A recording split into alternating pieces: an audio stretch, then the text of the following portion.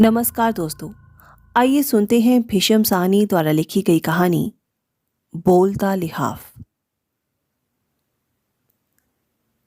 गहरी रात गए एक सौदागर घोड़ा गाड़ी पर बैठकर एक पड़ाव से दूसरे पड़ाव पर जा रहा था। भला की सर्दी पड़ रही थी और वो ठिठुर रहा था। कुछ समय बाद एक सराय के बाहर घोड़ा गाड़ी रुकी। ठंड इतनी ज्यादा थी कि मुसाफिर ने उसी पड़ाव पर रात काटने का फैसला किया। पर सराय के अंदर जाने पर पता चला कि सराय के सभी कमरे खचाखच भरे हैं और सराय का मालिक उसे कहीं भी ठहराने की स्थिति में नहीं है। पर अब यात्री जाए तो जाए कहां? तभी सराय के मालिक ने सुझाव दिया, हाँ, ऊपर वाली छत पर जहां सराय का सामान पड़ा रहता है, वहां मैं तुम्हारे लिए रात काटने का बंदोबस्त कर सकता हूं। और वे उसे ऊपर वाली छत पर एक छोटे से कमरे में ले गया। बिछोने के लिए और तो कुछ नहीं था। एक फटा पुराना लिहाफ पड़ा था। वही देते हुए बोला, आज रात इसी में काट लो, कल कोई बेहतर इंतजाम कर दूंगा। थका मांदा सौदागर वहीं पसर गया। वे कुछ देर तक सो पाया होगा कि उसकी नींद टूट गई और उसे लगा जैसे कमरे में कोई बातें कर रहा है।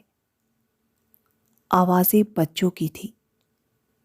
एक बच्चा दूसरे से कह रहा था, भैया, क्या आपको बहुत ठंड लग रही है? कुछ देर बाद इसके उत्तर में दूसरा बच्चा कहता है, क्या तुम्हें भी बहुत ठंड लग रही है?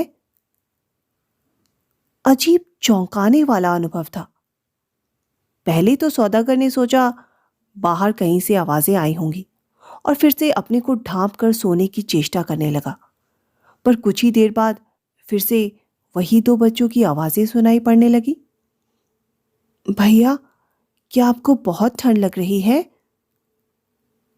और तुम्हें भी बहुत ठंड लग रही है? दो तीन बार जब ऐसा अनुभव हुआ तो सौदागर उठ बैठा और ध्यान से सुनने की कोशिश करने लगा। आवाजें उसी के लिहाफ में से आ रही थी जो वे ओढ़े हुए था। उसके बाद वे मुसाफिर सो नहीं पाया। जब नींद गहराने लगती तो बच्चों की आवाजें जगा देती। वे परेशान हो उठा, पर करे तो क्या करे। सौदागर को इस बात का भी डर लगने लगा कि सराय के मालिक ने कोई जादुई ओढ़नी उसे जानबूझकर तो नहीं दी। उसने रात बड़ी परेशानी से काटी। दूसरे दिन प्रातः वे बौखलाया हुआ सराय के मालिक के पास गया। तुमने मेरे साथ धोखा किया है। ऐसा लिहाफ मुझे दिया कि मैं रात भर सो नहीं पाया, रात भर जागता रहा।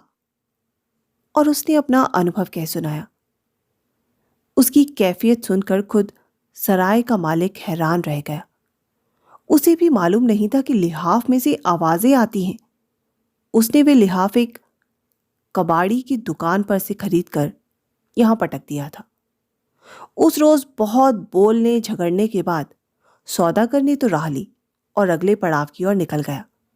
पर सराय के मालिक ने यह जानने के लिए कि बोलता लिहाफ उसके पास कैसे पहुंच गया, वे उसी दोपहर लिहाफ उठाए उस कबाड़ी की दुकान पर जा पहुंचा। ये कैसा लिहाफ तुमने मेरे मत्थे मर दिया? इसे ओढ़कर तो कोई सो ही नहीं सकता, इसमें से आवाजें आती हैं। कबाड़ी लिहाफ का भेद जानता था।